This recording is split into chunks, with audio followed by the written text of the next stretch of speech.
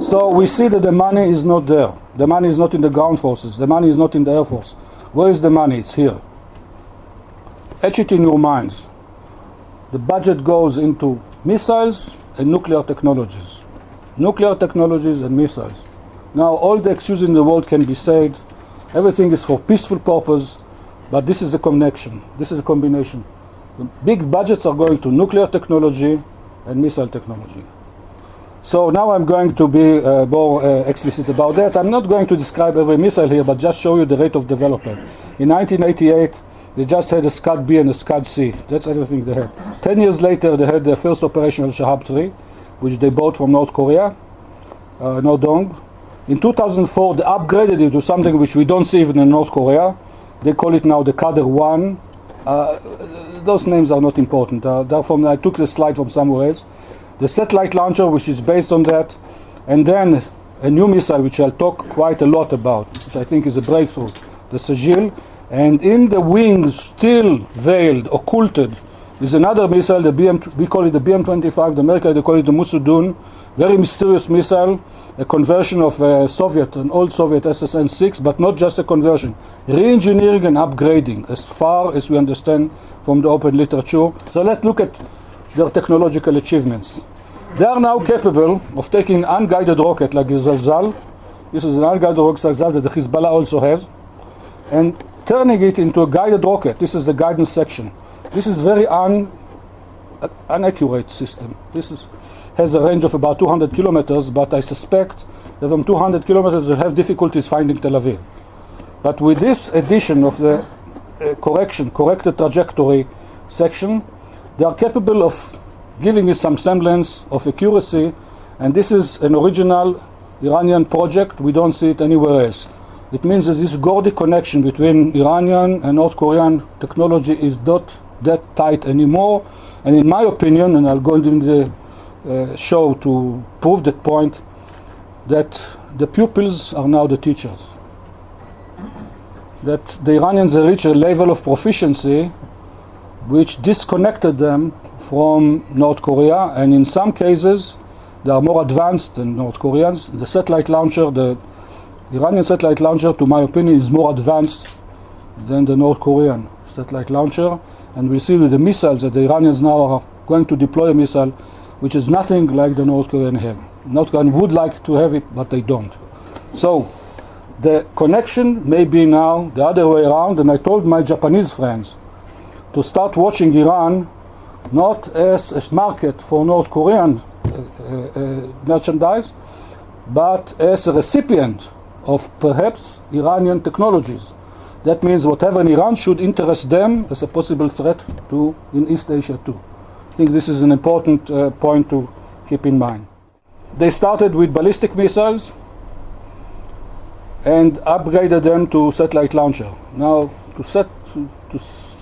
to launch a satellite, to orbit a satellite, is a very complicated project. It's not you just don't fire the missile. You have stages, you have to do careful guidance, careful control to insert the satellite into a stable trajectory and the wanted trajectory. They took the Shahab, they extended it a bit. They call this vehicle Kavushgar. It looks like a Shahab, but actually the first stage of the satellite launcher, apparently somewhat boosted up, perhaps lengthened, a little more propellant. And now they have the Safir space launch vehicle, which worked successfully. They launched it twice, and the second time it was successful, and they had for a while, they had a satellite in orbit. It was just a test satellite. We'll see a picture of that in a minute. They were so pleased with their achievements. It's an achievement. If I were an Iranian engineer involved in the project, I would feel proud. And again, I must say, those are bitter enemies. The regime wants Israel to cease to exist. But I'm an engineer, and I appreciate good engineering job, and that's a good engineering job. So they were very proud, and they released a lot of information about how they built. Here is how they make the fuel tanks. Here is the rear of the missile. Second stage is ingenious. They surprised us. Everybody was expecting, all the international experts were expecting a 3-stage satellite launcher, and they got a 2-stage satellite launcher, which is much more difficult, because then it stresses the upper stage.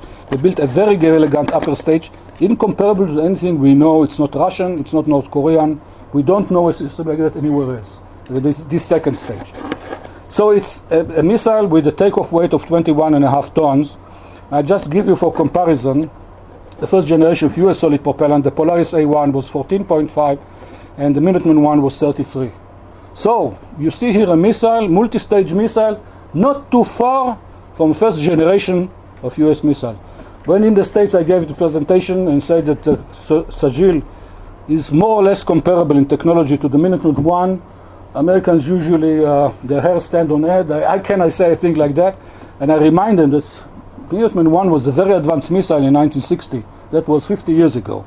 Today it's a museum piece. So it's not hard to be more advanced than that. So they shouldn't be insulted. But let's face the truth. This is a very advanced missile compared to anything we saw around Israel up to now. But what's more impressive here is the pace of development. It's almost feverish. Look at that. In 2005 we heard for the first time about the coming of the Ashura or the Sagil, when at that time Shamkhani, the Minister of Defense Shamkhani, announced that Iran has completed successfully the development of solid propellant motors, not motors for the Shahab. Means the diameter of the Shahab. Obviously solid propellant, liquid propellant, you can't just, it's two different missiles. Obviously then you can see here a picture which we found one very short clip of a solid propellant test in Iran.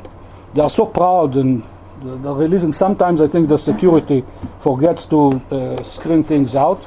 So this was a very short clip of about 2 seconds in one of the movies about the armament industry. 30 months later, 2.5, not bad at all for the time. The first Ashura took off. We don't have a picture of that because in the release, this is a construction by the American Missile Defense Agency. Slide of General Obering. I took this part of it, he gave me the slide. So 30 months from end of development of the solid propellant motors till first flight. Not bad. But what's more impressive, that 12 months later, this was failed. 12 months later they fired the second one. It failed also. They recovered and in 6 months only, they fired a successful one. What does it mean? It means they know what they are doing. They have good program management, they have good system engineering, they have the engineering talent, and they have all the infrastructure they needed.